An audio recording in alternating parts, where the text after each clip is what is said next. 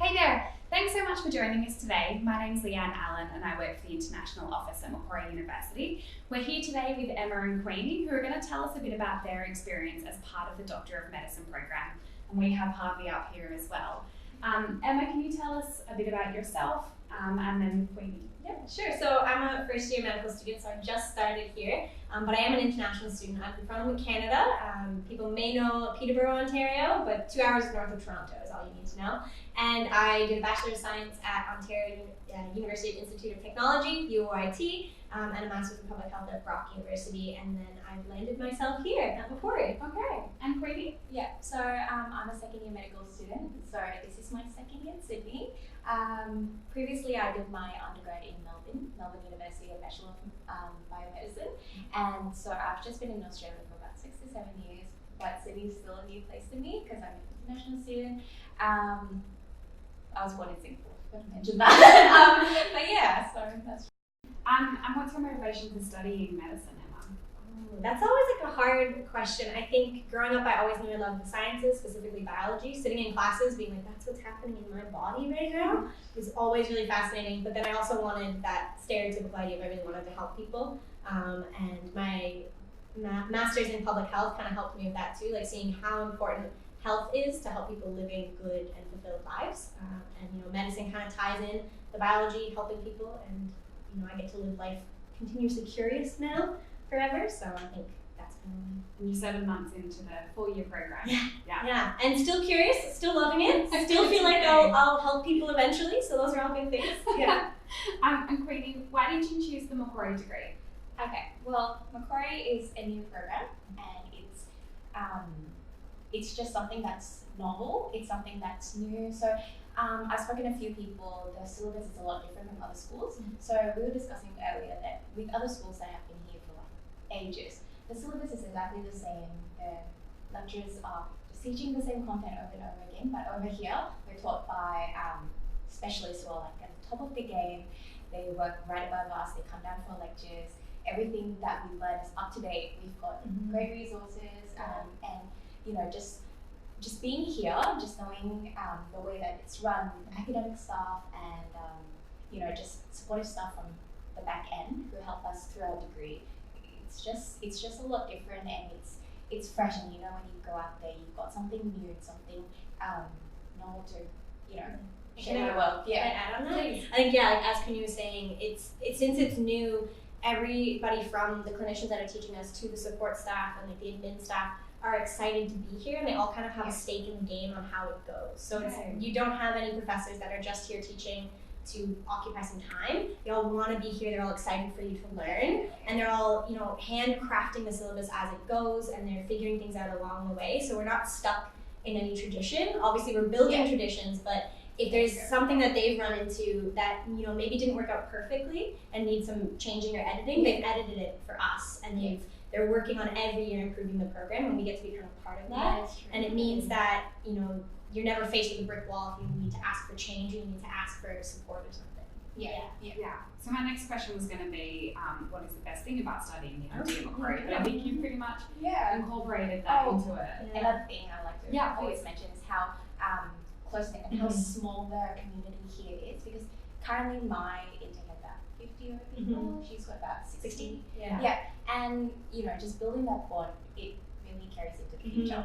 And having so many specialists come down and teach us, the ratio of bedside tutors to students is very different from other schools. So I've have other friends in different medical schools, and the tutes are about 11 to 25 people large, and I've got like 5 people. 5 or 6. And you spend 2 hours with the practitioner in second year, and they bring you around the wards, and it's just very focused, and they know what you're good at, what you're not, and I think that ratio really makes a difference in your degree. So it's not only that they're your teacher, you get to know their names. And they get to know yours. That's I think the really special thing is, of course, we're gonna know who the clinicians are. They're like our idols. You Google them and you go up and see them. It's crazy. But what's crazy is then they'll say, "Oh, hi Emma. Like, how are you going? How did you find that too?" And you're like, you know who I am. Okay, thank you. And they, like Queenie said, they see how you're going along, and they can kind of catch if you're falling behind or struggling at all, and they will reach out and say, how can I help you? right? You don't kind of drift into a sea of numbers or a sea of faces, Yeah. which is really great. And even within the cohort, like you recognize everybody, you get to know everybody. Even the second years, we're so excited to have us come, and we know the second years. It's right. We like do have activities together. Yeah. Like we do plan events together and stuff like that. It's really great. Yeah. So I think the size is the size is a big thing. Yeah. What's been the most memorable experience so far? You've obviously just been here for 7 months. I really think it was the stethoscope ceremony or our welcome ceremony, and that's a bit special for me because when I was looking up the Macquarie MD program and I like looked on YouTube for things, they had like sort of an advertise the like what is the ceremony all about and video about it. And as I was watching it before interviewing, and I actually got goosebumps. Wow. It was just kind of like, this seems so special, this seems amazing. So then actually getting to do it myself, it really is that moment where you feel like you've been welcomed in to belong to something bigger than yourself. So it's a welcome ceremony. Yeah, so it's like if you know of any of the schools in the States and Canada that do like a white coat ceremony where either at the very beginning in orientation week or after your first big test, they kind of welcome you into the field of medicine. Macquarie does that but with a stethoscope, which just means a lot to me because I think stethoscope is more communication based than white coat, which is kind of like a power balance. So it just felt like you're part of the club now, and that you feel that moment that they're like committing to choose you and committing to have you part of this, like the Red Steph kind of family almost. Yeah. So that's probably the most memorable so far for me. Obviously being from Canada, were your parents or family or friends able to come over for it? So they couldn't mind personally. Some people from Canada, their family did come because it was right before or it was during one of our first breaks. So you could do some kind of like touristy stuff with your family. But they did actually post it online. So they streamed it just like a graduation ceremony maybe streamed online. So my family loved that because they were able to watch. And you know, all the speeches paid careful attention to always like look up at the streaming camera and really connect with them. So my family loved watching abroad. They had like a little like party at home for me, but I wasn't there, but it was really sweet. Yeah. That's lovely. What about you, Queenie? What's the most memorable experience having been here for 1.5 years? I mean, I'm pretty sure like all of us here, we've gone through the same ceremony, and that's probably the most bonding. So I gotta say that's definitely the most special, but you know, I gotta say something different. So recently, me and another friend, we planned the Moskies for the year one. So what an Oski is? Okay, let me just quickly explain. So I'm not sure if it's the same all around the world, but an Oski is something you do at the end of every semester, just for practical reasons. So you do history taking and you do physical examinations. You go room to room, like an interview, and is this our friends like Harvey or and sometimes sometimes you do it on Harvey. Sometimes you get patient actors come in and they have a script and you ask them the questions you normally would in a GP clinic and stuff like that, and you do physical examinations on them. So what we did was the second years we got people to volunteer to be examiners and patient actors for the year ones, and we set it up exactly the same. So before their first ever Oski, they had a trial run, and I think you know, just doing that is so helpful. Thank you. I mean, so long as it benefits everyone, that's great. And the thing about so I mean, just having that run successfully, that was definitely very memorable for me because that's my first event ever, and that was pretty. Macquarie is that the students are very hands-on. So we only started last year, and within that 1 year, we've set up Real Club, Golden Club, Women in Medicine, and GPSN, which is and stuff like that, and that's all within like those first 50 people that came into Macquarie and the Medicine Society, and you know, having all that set up, having events run and all that. You know, if anyone comes in to join us, you're definitely going to be part of that process and part of just shaping the created like journey, a really organic mentorship, which is really nice between the years. So like they've done the Mosky for us, and I know like we're already saying that's something that we want to do the next year for the next first years, and it's really nice because since it's more organic than necessarily like a formal mentorship program, everyone's just kind of automatically a part of it. Like the second years are so helpful for us, and it creates the drive for us to be helpful for the next students, right? I guess more of a question for you, Queenie. When you started the degree at Macquarie, you were the first class ever to do the MD. Are you obviously still really happy you made that decision, but what were you most worried about with doing that? Okay, well, I think we're all concerned about the same thing in terms of how the public will perceive us when we graduate, and I think that's that onus is on us to make sure that we set these positive pathway for the future MD students that come out of Macquarie. And currently, just seeing how the practitioners are, interacting with us, like in Macquarie University Hospital, practitioners outside, because sometimes we do have placements outside. They're very receptive about it, and just knowing that we come in with such, positivity and just humble and just wanting there to help people. Them seeing it from outside and then going like, oh, that's what Macquarie students are like. And, I think that would, lighten the process up. And we wouldn't know until we graduate. But I think that's definitely the biggest concern, just public perception. Interesting. Sounds like the university has set up a program that helps you guys sort of create that perception from a very early time. And that's why they nurture us so much, is they want to make sure we send out the right message, and I think they're doing a great job. I think they're doing a good job of building like a positive reputation outside of the reputation that students can make, but they're really making sure that the Macquarie name is known and respected as an MD program.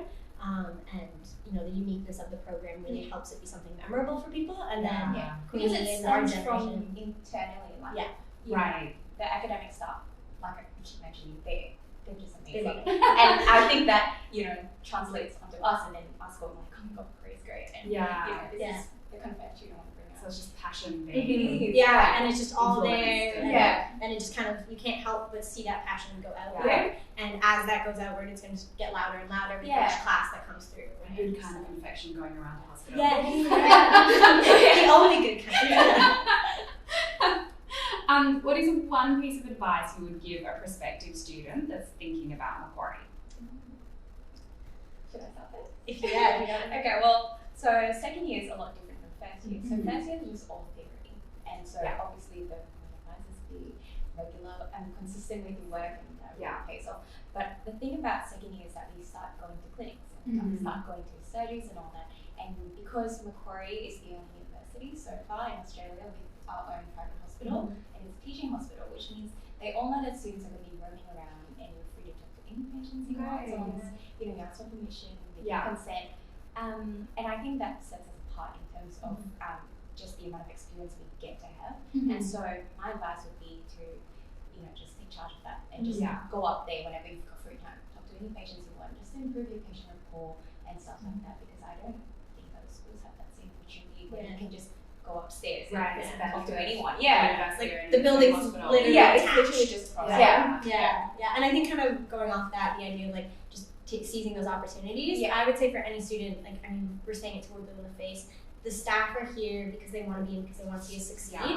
So really get used to the idea of that it's okay to reach out if you need help, even if it's a question or just a curiosity and you want to know more, or you actually genuinely feel like you're struggling through things.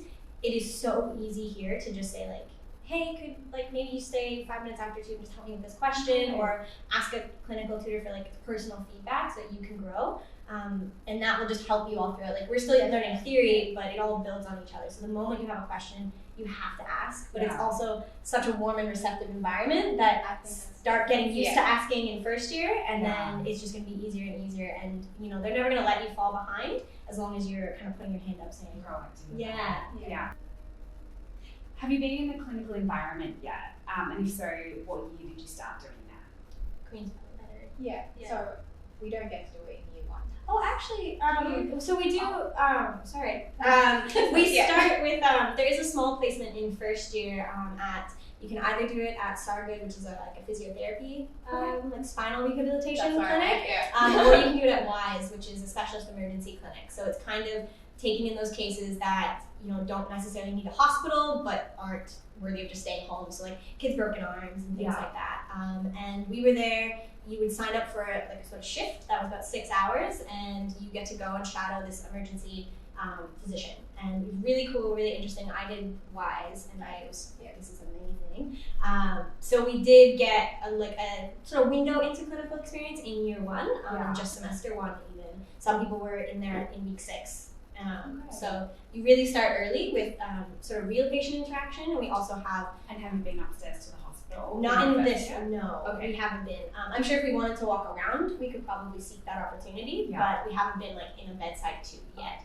But Queenie can talk about so it starts in second year. So we do have like small placements in year one, but not necessarily allowed to go to surgery to observe something or sit in clinics with practitioners. We wouldn't be ready yet. I mean, yeah, exactly. So, you know, just sitting in right now in year two, just understanding the theory behind, you know, the different specializations that you're sitting with, I think it really helps facilitate the learning process because, you know, you learn what you need to learn in year one, and then you sit in clinics and you see the exact same things from the textbook in real life, and you're just like, oh my god. Solidifies it. Yeah, and it stays in your memory because you don't remember things like through words and diagrams. You actually do remember them through patient interaction, just you know what you heard in your lungs and just heart sounds and stuff like that. It's a lot different in, you know, second year. You actually do get to interact with patients one-on-one. Yeah, it's kind of like you get a peek in first year, and they are really good at making sure that we do get a peek, but they're not pushing us outside of our abilities yet, right? Yeah. So in WISE, we just kind of shadowed around. I think I did one history, and then the doctor came in and repeated it because I'm a first year and don't know what I'm doing. But then we know, and like we get to watch the second years. We're talking about going in and bedside tubes and things. And we just get really excited for it. But I think it really helps. I'm assuming like solidify all that knowledge. Yeah. Awesome. Changing tunes a little bit. What do you guys do on weekends? Is it all just studying as medical students, or can you find time to go check out the amazing beaches around here? Or I think so. In first year, you definitely can find the time, and there's something that, you know, throughout our entire orientation week, they really like kind of hammered home was make sure you have that balance. So it is about finding that balance, and it's probably going to be a little bit more study than you necessarily want to put in the first couple weeks. But you definitely can set aside a day to go to the beach, or even set aside evenings on the weekend to do fun things with your friends, or even just like, you know, a movie night on Mondays where like the center there has cheap movie tickets. So my friends and I, we've been able to really like have a night or two a week where we can either just like kind of chill out. We don't necessarily do anything super exciting, or a day on the weekend where we can go see what Sydney has to offer. And as an international student, that was really important to me. It's like I'm in Australia, I'm in Sydney, I need to go to the beaches. So I was like, I need to see these things, and I'm still finding time to go explore new neighborhoods and stuff. It's just all about that like scheduling and that sort of time management that everybody talks about. But I think something that the staff here really emphasizes your mental health and the work-life balance. So definitely possible. It's just about what works for you. I don't know about second year. It's about the same. Yeah. Honestly, in second year you've got more time because you get plenty of timetable. Because not everyone sits in the same surgery. It's one person at a time, or two people at a time, and so therefore every week your timetable is different. You can't really schedule things weeks in advance, but you know, week to week you definitely can find pockets of time. So if, let's say I've got my first clinic starts at 9 or something. I can sleep in, and I don't have to like go to class at 8. It's, you know, things like that, and you know, just time to unwind, just chill at home.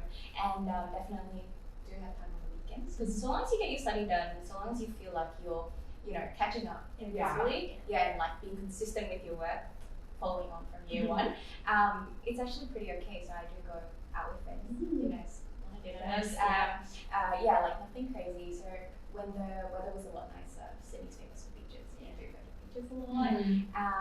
Sometimes on the weekends I go to dance classes with friends, stuff like that. And you know, we've got a gym here. It's a gym.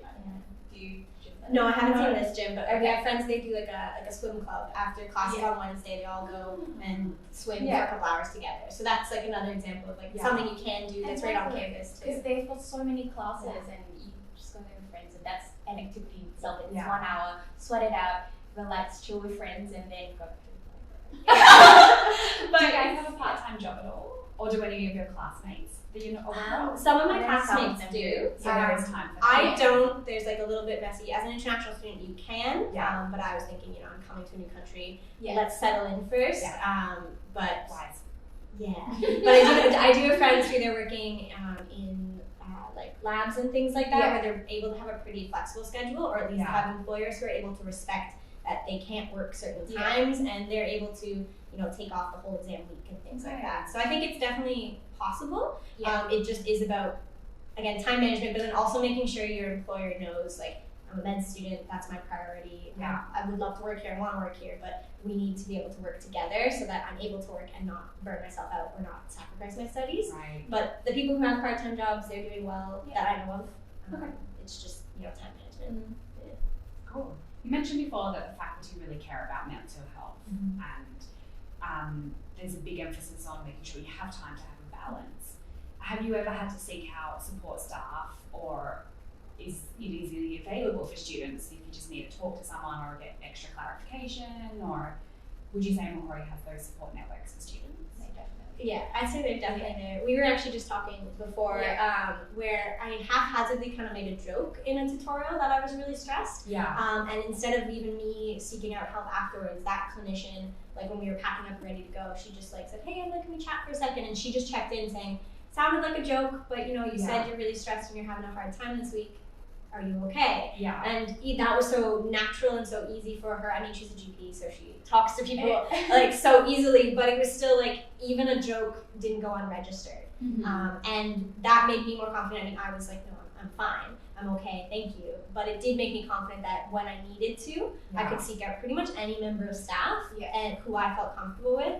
And they would either, help me out as they can or refer me to the right people. But yeah, being noticed like that, a small cohort had that happen, but just also that one-on-one time and being noticed made me feel confident that I could, if I needed to, just say, "Hey, actually I'm not okay. What do I do?" Okay. Yeah.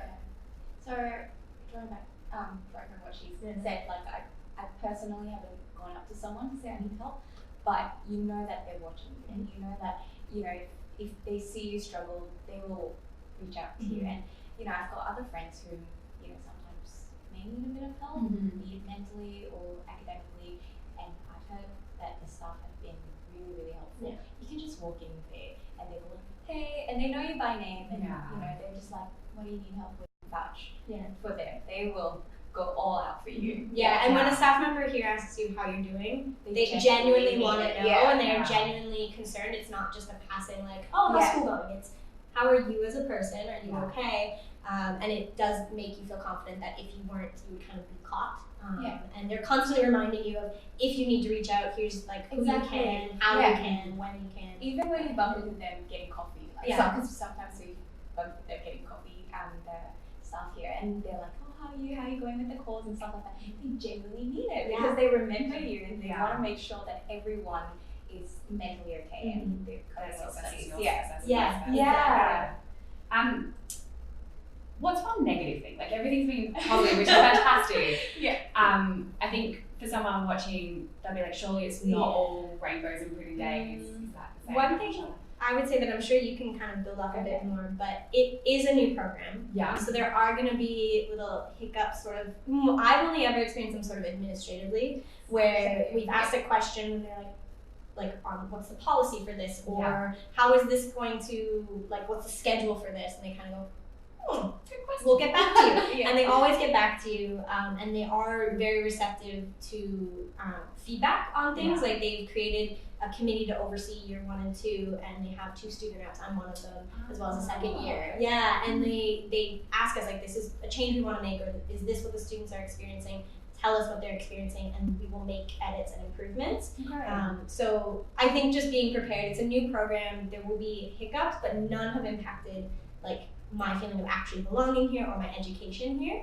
It's just been, it might take 2 extra days to get in marks, like that, like very small admin stuff. But I mean, you're the first cohort, it's probably the same thing. So next year we're going to start on our thesis.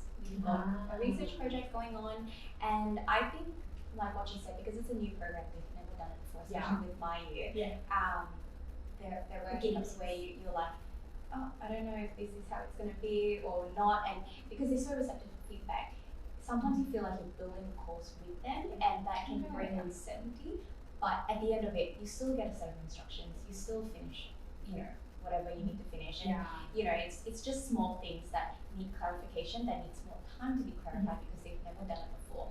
But it will iron out itself eventually, and when we're done with it and successfully finished our projects, I know they will do, so it should be able to. And I think one thing we say, it's another like a positive that can sometimes be negative. Being a small cohort, people notice when you're not there, which is great, but it means that if you wanted to sleep in that one day, someone's gonna know, and you're gonna get messages saying, "Where are you?" Not in like pictures of you. Yeah. Like, this person doesn't. Like, you just know.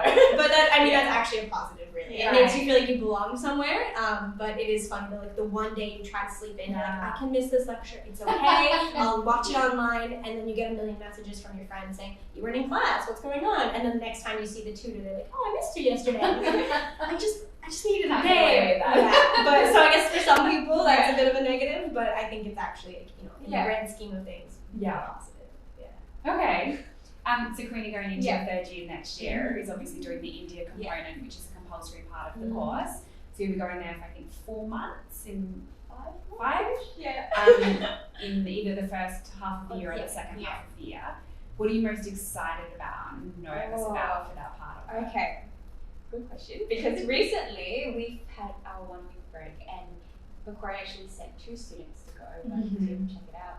They set up this Instagram account, so maybe you can research and find it and see what India's like, where we're going. So we're going to Hyderabad, and both of them went there, took pictures, and we're all so excited because the culture looks amazing. It's all about the colours and the food and, you know, just Bollywood stuff. it's just amazing, and I can't wait because I know the food there is really good. Yeah. And obviously something I'm nervous about is just being in a different place. I know Australia is like foreign to me, but I've been here for about 6 or 7 years, so it's pretty much I'm so used to it. But then going to another place for 5 months and knowing that it's not going to be an extended thing for you shortly, so that's a bit scary. But we'll work it out because you're going with half a cohort. You get to choose which half you want to go with, and like you know your friends are going to be with you, so. No problem at all. It's going to be like a 5-month-long summer party because everyone's living together, and I'm just so excited about that. And we have support staff set up too. So exactly. There's a specific contact like the India cohort. At least that's what they told us. So that when you're there, there's someone like in your time zone and everything. If you're having troubles, that can help you with like culture shock and adjustment and things. And last year or early this year, I'm not entirely sure when, some of the specialists over from Hospital, where we're going to be attaching to, they came over and gave me PowerPoint slides as to what will entail and what they do day to day, and it's just they made it just more like real and exciting.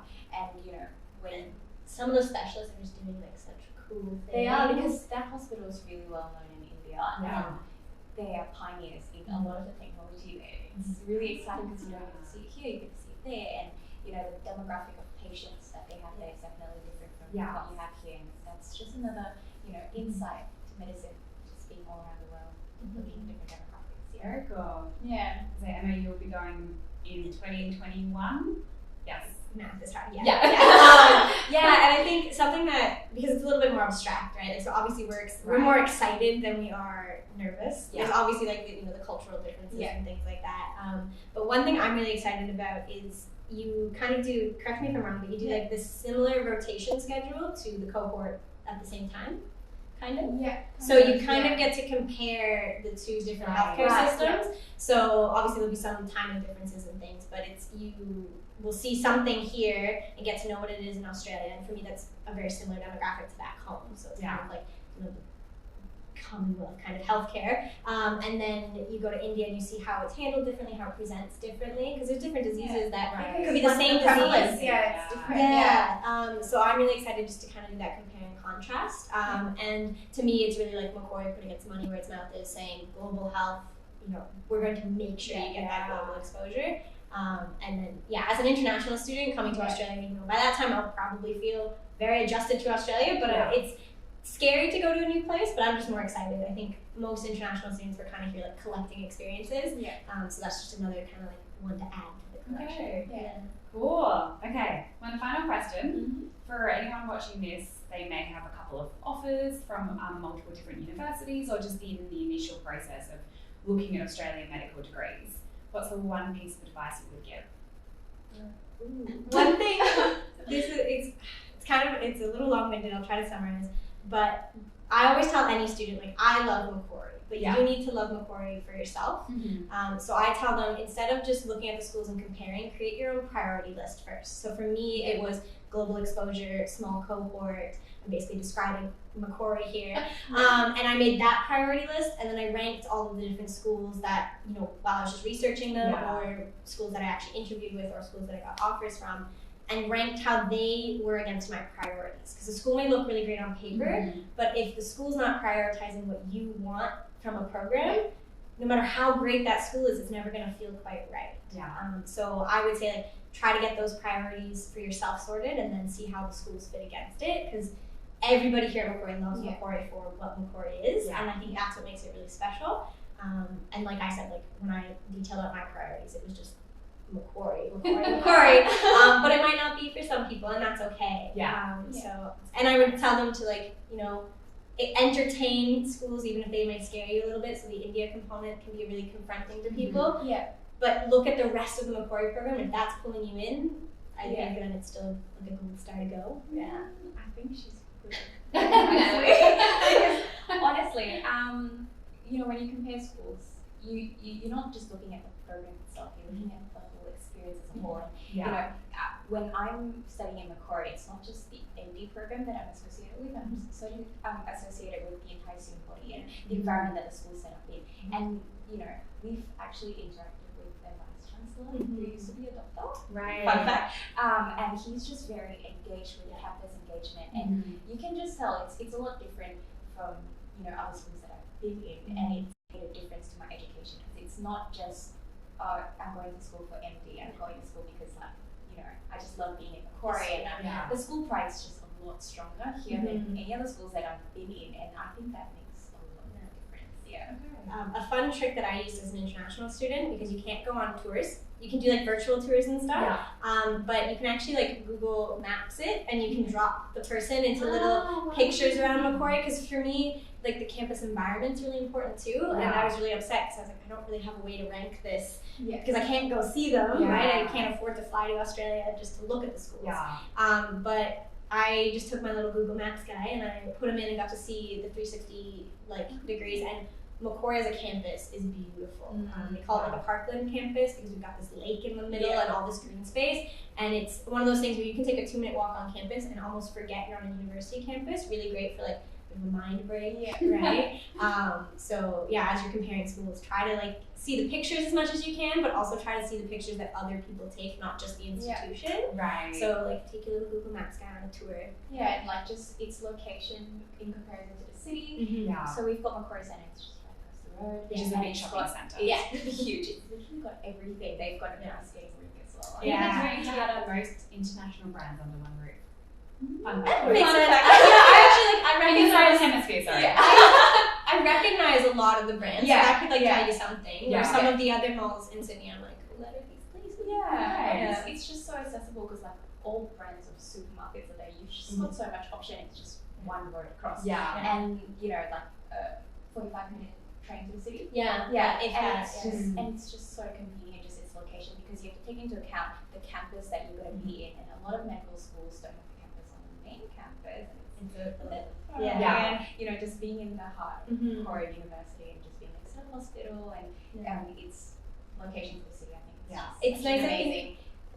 So I think we have like the perfect balance of Macquarie in terms of campus. We're on a bit of a tangent, but we're close enough to the city that if you're living near campus, you can on the weekend go explore the city. No like problems there, but we're not in the heart of the city, which makes rent a little bit better, which just makes like, I don't know, like safety and quiet. Like it's just a bit of a nicer sort of calmer environment for your day-to-day life, but then you can easily hop into the city to explore anything. And I live in a suburb that's kind of between the two, between the city and Macquarie. So it's so nice. I found this little quiet pocket where rent's not as expensive, but I can still get easily into the city and get easily to Macquarie.